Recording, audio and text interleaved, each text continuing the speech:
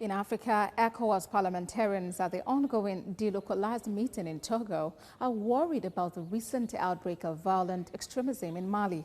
The ethnic clashes between the Dogon hunters and Fulani herders reached a new high when about 100 people were killed in an overnight attack last week.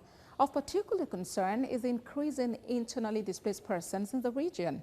Members of the parliament want ECOWAS to take a definitive stand by making a declaration on the issue. There were 120,000 of them by the end of May, and about 138,000 Malians have been forced to take refuge in Burkina Faso, Mauritania, and Niger. The chairman of the Committee on Health and Social Affairs, Saleh Poli, is also presiding over this meeting. He reminds members that making a call can only be done at the plenary session, but confirms that ECOWAS will be in Mali in July to intervene. A very emotional member of parliament from Mali raises concern over the insecurity in her territory as she appreciated members for their solidarity. The situation is worsening day in, day out.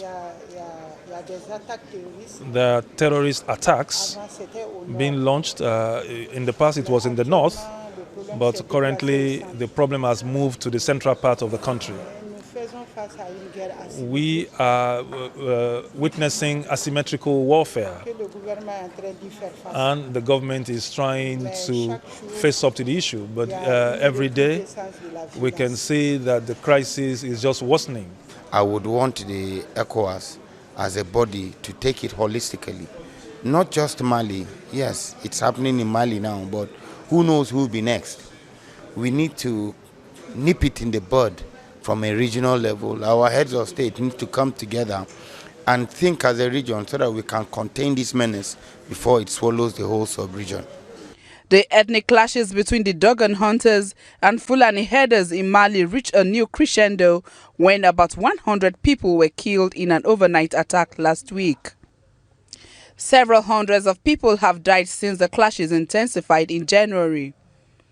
It has been speculated that this is why the Prime Minister and his cabinet stepped down from governance in April 2019. The number of internally displaced persons in Mali as at May 2019 has climbed up to 120,000, while the crisis has caused forced movement of about 138,000 Malians who have taken refuge in Burkina Faso, Mauritania and Niger. The United Nations Refugee Agency, UNHCR, ICRC, World Food Programme and ECOWAS Agriculture and Food Center also gave presentations on their efforts in helping the region out of this present crisis. According to the 1951 Convention of the United Nations, governments have the main responsibility of ensuring protection of refugees who are within their territory. These are the reasons governments across the region and indeed across the world have expended funds in caring for refugees and internally displaced persons. Moya Thomas, TVC News, Lomé, Togo.